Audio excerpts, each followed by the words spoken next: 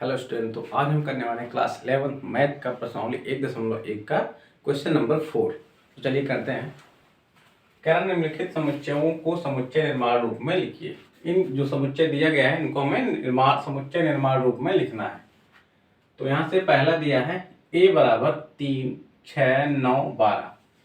अगर इन अंकों को हम ध्यान से देखें, यहाँ पे देखिए 3, 6, 9, 12, 3, 6, 9, 12 लिखा है। तो अगर इनको हम ध्यान से देखें, इनमें एक प्रॉपर्टी दिखाई दे रही है। इसको हम कैसे लिख सकते हैं? 3 गुणे 1, और इसको लिख सकते हैं 3 गुणे 2, इसको लिख सकते हैं 3 गुणे 3, इसको लिख सकते हैं 3 गुणे 4। तो यहाँ से हमें क्या पता चल रहा है कि ये 3n टाइप की हैं, और n का मान हमें कहाँ पे कितने रेंज के बीच में है? तो n का मान हमारा जो n है वो कहां से लेकर 1 से लेकर 4 तक है। तो n का मान 1 से लेकर के 4 के बीच का है। तो इसको हम कैसे लिखेंगे समुच्चय निर्माण रूप में? समुच्चय निर्माण रूप में इसको हम कैसे लिखेंगे? a हमारा एक समुच्चय है और x सच दैट x बराबर 3n, जहां n का मान क्या है? n का मान 4 से छोटा या उसके बराबर है और 1 से बड़ा या उसके बराबर है।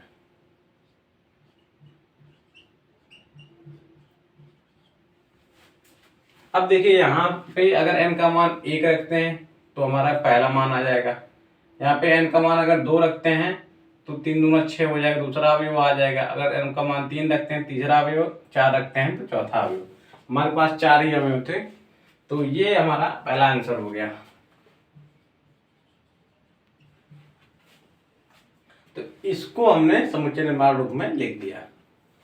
कैसे लिखा मुझे लगता है आपको समझ में आ गया होगा। अब करते हैं क्वेश्चन नंबर 2। बी वाला देख लीजिए। बी वाला कह रहा है कि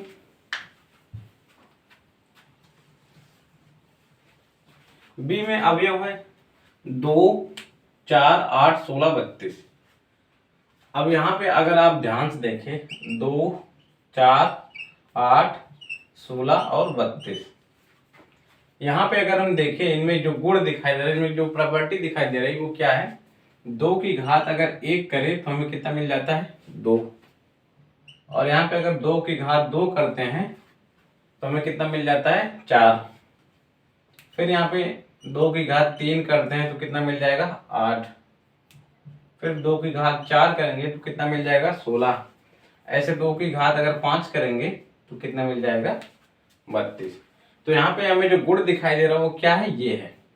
एक तो है 2 की घात 1, यहाँ पे देखिए घात एकदम सीक्वेंस में चल रहा है, 1, 2, 3, 4, 5। तो इसको हम कैसे लिखेंगे समुच्चय निर्माण रूप में वो देख लीजिए। तो b हो गया, तो यहाँ पे हम क्या लिखेंगे? x हमारा कैसा है? 2 की घात n टाइप का है। मतलब x हमारा कैसा है? x हमारा 2 की घात n के रूप का है। x हमारा 2 की घात n के रूप का है, जहां पे n का मान हमारा क्या है? जहां पे n का मान हमारा क्या है? n का मान 1 से लेकर 5 तक है। n का मान 1 से लेकर 5 तक है, यानी 1, 2, 3, 4, 5। इसका मतलब है n का मान 1 से बड़ा है, और यहाँ बराबर लगा लिया तो यहाँ से हो जाएगा 1 भी इसमें सम्मिलित है। तो मुझे लगता है ये आपको क्लियर हो गया होगा। अब बढ़ते हैं क्वेश्चन नंबर 3 की तरफ, यानी सी एक समुच्चय जिसमें लिखा है 5, 25, 125, 625। अभी जस्ट उसके ऊपर वाला हमने जो क्वेश्चन सॉल्व किया है ये वाला बी वाला, बी में घात 2 की घात बढ़ती जा रही थी, वैसे इसमें 5 की घात बढ़ती जाएगी। जैसे यहाँ पे अभी हमने 2 की घात 1, 2, 3, 4, 5 करते गए, यहाँ पे 5 की घात 1 करेंगे तो 5 आएगा। 5, 25, 125, फिर 625। यहाँ पे हम 5 की घात 1 करेंगे तो कितना मान मिलेगा हमें? 5 मिलेगा।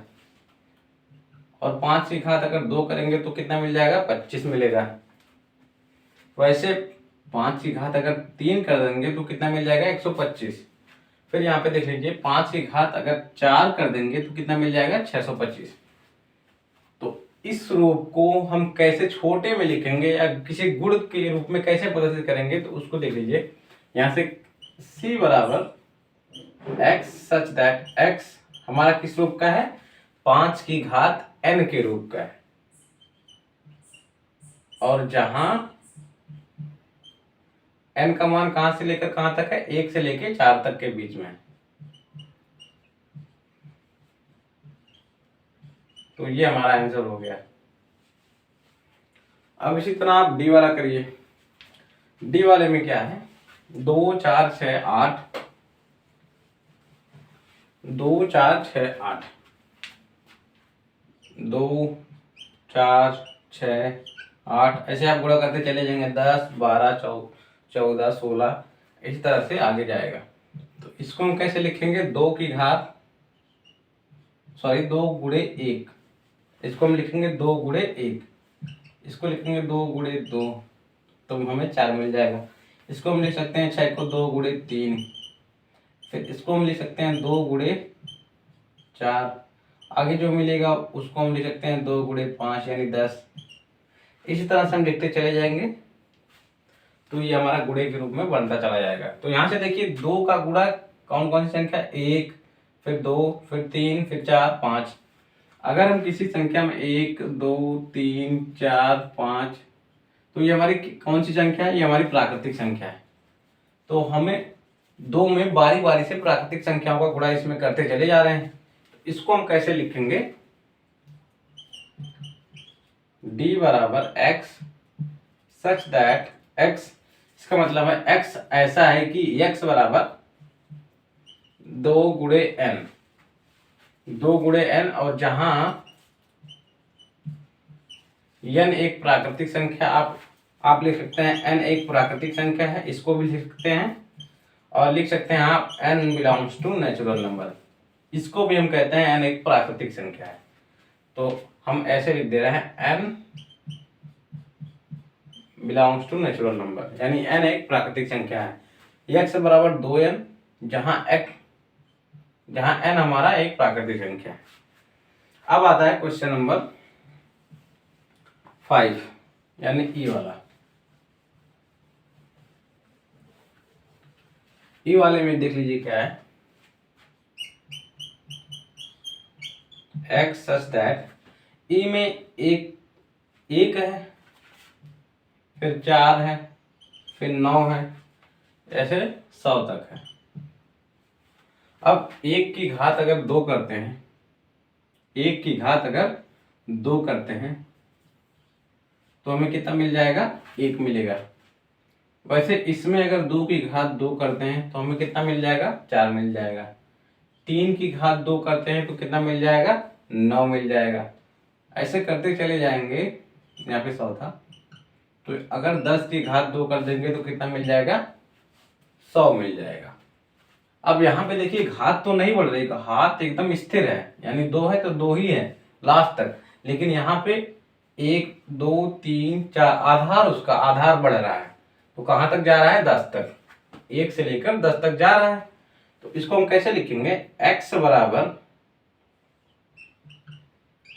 n की घात 2। यहाँ पे n हमने किसको माना 1 2 3 4, जहां पे n का मान क्या है, n का मान 1 से लेकर 10 तक है।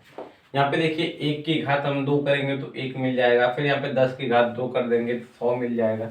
तो यहाँ से n का मान जो है 1 से लेकर 10 तक है। तो यहाँ पे हमने इन सभी अवयवों को, यानी जो समुच्चय दिए थे उनको हमने समुच्चय निर्माण रूप में प्रदर्शित कर दिया है। तो इस वीडियो में बस यहीं तक, मिलते हैं नेक्स्ट वीडियो में नेक्स्ट क्वेश्चन के साथ। Thank you.